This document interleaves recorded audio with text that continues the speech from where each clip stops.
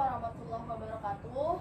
Waalaikumsalam warahmatullahi wabarakatuh. Oke, gimana kabarnya semua? Alhamdulillah baik Ibu. Oke, jadi hari ini selamat siang untuk semuanya. Jadi hari ini kita akan melakukan proses sesi konseling kelompok. Nah, sebelum itu Ibu mau kalian perkenalkan diri dulu satu-satu. Siapa namanya, di mana kelasnya? Saya dulu Bu. Iya. Oke. Baik. Perkenalkan Bu, nama saya Diandra. Saya dari kelas 11 IPA 1. Oke, Diandra dari 11 IPA 1. Kalau saya Ibu, perkenalkan nama saya Aziza dari kelas IPA 3. Oke, Aziza dari IPA 3.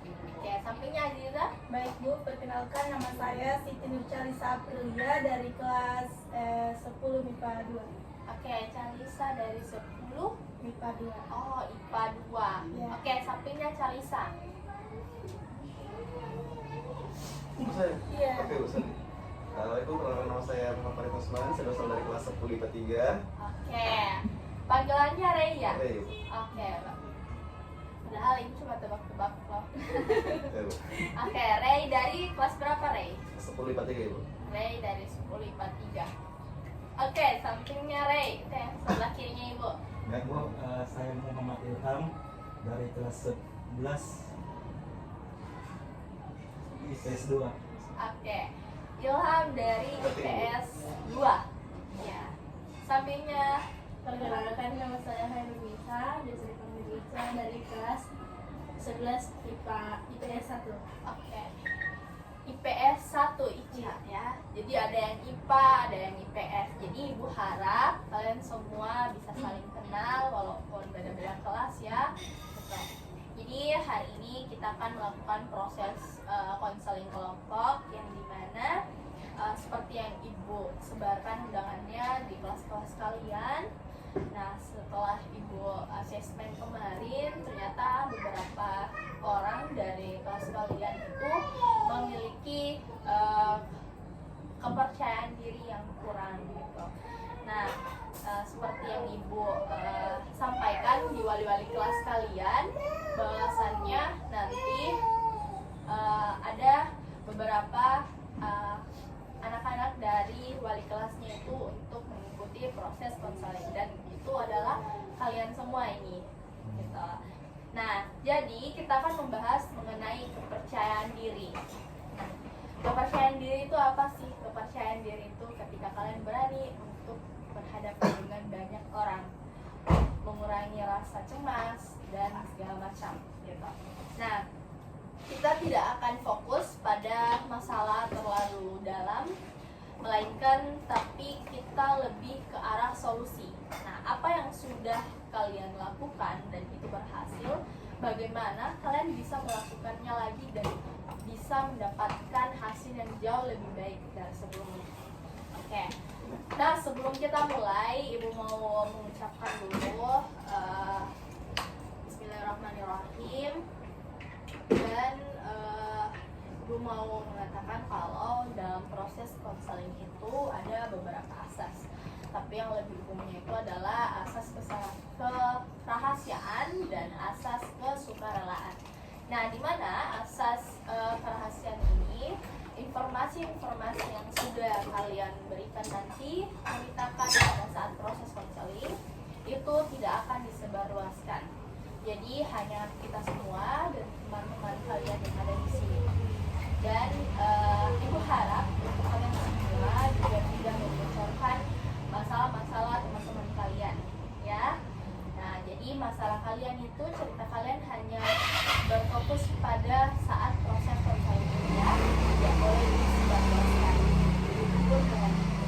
Dan yang kedua adalah asas kesukarelaan, di mana Ibu berharap juga kalian semua sukarela untuk menceritakan tanpa menyembunyikan apapun dalam proses konseling pada hari ini. Jadi kalian bisa dengan leluasa untuk mengatakan dan menceritakan apa masalah kalian. Oke, gimana? Ada yang tidak setuju terkait tentang proses konseling kita pada hari ini? Setuju. Oke, ada yang ingin bertanya apa-apa saja pertanyaannya, nanti ibu yang jawab. Adakah syarat-syarat ataupun ketentuan-ketentuan yang perlu kita sepakati dalam proses konseling hari ini? Boleh ke WC Bu kalau misalnya. Oke, persoalan ke WC boleh, tapi ibu toleran itu cuma 5 menit. Oh iya. Oke, ada lagi? Boleh makan Bu sambil makan ngemil. Kalau makan makanan berat itu ibu larang, tapi kalau cuma mau makan gula-gula itu boleh. Oke, ada lagi? Sama kalau misalnya ada yang menelpon nih Bu. Oke, jadi hari ini proses konseling hari ini ibu berharap untuk teleponnya dimatikan dulu supaya kita bisa fokus dalam proses konseling hari ini. Oke, ada pertanyaan lagi? Berapa lama biasanya Bu? Karena nanti ada kelas Mas. Oke, iya. Jadi proses konseling itu kita paling lama 45 menit, minimal 45 menit ke depan, dan ketika memang waktunya lewat dari itu, nanti ibu konfirmasikan ke wali kelas kalian. Oke, gimana? Ada pertanyaan lagi? Oke, jika tidak ada, bagaimana semuanya? Setuju? Setuju. Oke, nah sekarang ibu mau ajukan satu pertanyaan dulu. Dalam 1 minggu terakhir, apakah kalian pernah mengalami momen di mana kalian merasa sedikit kurang percaya diri, atau percaya dirinya tuh ada, cuman hanya sebentar, gitu? Saya ingin kalian semua anak-anak di sini untuk menceritakan masalah terkait itu. Coba dimulai dulu dari Aziza. Baik Ibu, jadi selama mungkin dalam waktu seminggu ini tingkat kepercayaan diri saya itu waktu presentasi kelompok di kelas dalam mata pelajaran bahasa Indonesia. Biasanya saya itu cuma ikut duduk Ibu, tapi kemarin saya bisa ambil bagian menjelaskan, walaupun ya deg-degan dan sedikit gemetar, tapi akhirnya saya bisa Ibu. Oke, itu bagus sekali ya Aziza. Apa yang membuatmu akhirnya bisa bicara meskipun itu kamu ragu, kamu sepertinya pendiam gitu? Kenapa bisa? Karena di malam sebelumnya itu Bu, saya latihan dan meminta bantuan teman saya untuk menjadi audiens. Oke, nah itu bagus sekali. Berarti kamu sudah mengambil langkah yang bagus gitu, langkah yang aktif. Latihan dan meminta pertolongan dengan teman, dukungan teman, itu 2 hal yang penting untuk membangun sebuah kepercayaan diri dari Aziza, iya kan? Ya. Oke, selanjutnya Ilham. Kalau saya Bu merasa percaya diri di depan kelas pas bisa jawab soal matematika Bu, karena biasanya Bu takut untuk menjawab Bu, takut untuk maju. Terus apa yang membuat kenapa kamu bisa berani? Karena Bu belajar ke malamnya, terus sebelumnya juga masuk ke kelas nonton dulu video penjelasan Bu di YouTube supaya lebih mengerti materinya. Oke, jadi persiapan dan juga pengalaman yang dibentuk oleh Ilham untuk memahami materi itu membantu Ilham untuk menumbuhkan rasa percaya diri yang jauh lebih aktif, ya kan? Ya. Oke, gilirannya Ica. Kalau saya Bu, pas saya bantu adik saya belajar Bu, jadi waktu saya lihat dia paham dari penjelasan yang saya jelaskan, saya jadi merasa saya ternyata bisa untuk jelaskan sesuatu tadi. Oke, itu pengalaman yang berharga Ica. Jadi ketika kamu membantu orang lain, kamu bisa menjadikan tolak ukur bahwa kamu juga mampu dan kamu bisa percaya diri gitu dari nilai dan juga kemampuanmu. Oke, gimana kalau Diandra? Kalau saya waktu yang saya pas dia berani bertanya kepada ibu, saya biasanya itu selalu merasa bodoh. Pada saat itu saya memang tidak apa-apa. Jadi hubungannya Diandra ini merasa bodoh dan tidak mengerti apa-apa. Tapi apa sih yang membuat kamu berani bertanya? Kalau saya nggak bertanya itu saya tidak bakal ngerti apa-apa. Saya juga lihat teman-teman yang lain bertanya, jadi ya saya juga boleh sih. Oke, jadi dari masalahnya Diandra ini, Diandra merasa bahwa bertanya itu sebenarnya hal yang wajar, hal yang Oke, this is no problem. Dan melihat orang lain juga itu melakukan. Jadi kalau orang lain bisa ya tentu saya juga bisa gitu. Jadi kamu jauh lebih percaya diri ketika melihat teman bahwa teman-temanmu juga melakukan itu, dan bertanya juga itu sebuah mindset yang bahwa bertanya itu bukan hal yang salah gitu, itu hal yang wajar. Iya, betul Ibu. Oke, sekarang Calisa. Ya Bu. Gimana Calisa? Jadi saya itu Bu merasa percaya diri waktu ikut lomba puisi. Oke. Saya sempat ragu ikut Bu, tapi waktu tampil saya merasa lega dan puas. Nah, apa sih yang membuatmu tetap ikut walaupun kamu awalnya tuh ragu? Tadi katanya ragu. Ini apa sih yang membuat kamu bisa? Gitu. Iya Bu, jadi saya ingat kata-kata kakak saya, katanya saya punya suara yang bagus dan dia yakin saya bisa, itu bikin saya lebih semangat. Oke, berarti dukungan keluarga dan juga penguatan positif dari orang-orang sekitar itu yang membuat atau mempengaruhi kepercayaan diri siapa tadi? Calisa ya? Iya, Bu. Ya, ini bagus sekali itu. Jadi kayak gimana sih kalau misalnya penguatan positif itu ada, berarti penguatan positif dan dukungan keluarga itu sangat berpengaruh pada kepercayaan diri Calisa gitu. Kalau Ray gimana Ray? Kalau saya itu, saya ini mendapat percaya diri ketika saya berhasil mengerjakan tugas proyek itu sendiri.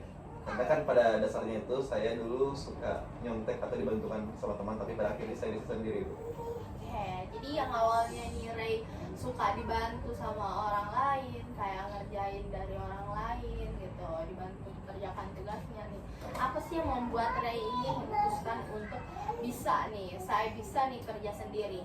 Karena pada waktu itu saya ini merasa kalau ternyata saya bisa melakukannya sendiri, maka dari itu di situ mungkin rasa percaya diri saya ini kayak terbentuk, dan pada akhirnya di situ saya bisa mengerjakan tugas saya sendiri. Oke, jadi itu motivasi internal dan manajemen waktu itu kuncinya di Ray. Jadi gimana cara menumbuhkan rasa percaya diri Ray itu? Pertama, motivasi dari internal, motivasi dari dirinya sendiri Ray, dan manajemen waktu yang dikelola oleh Ray sendiri.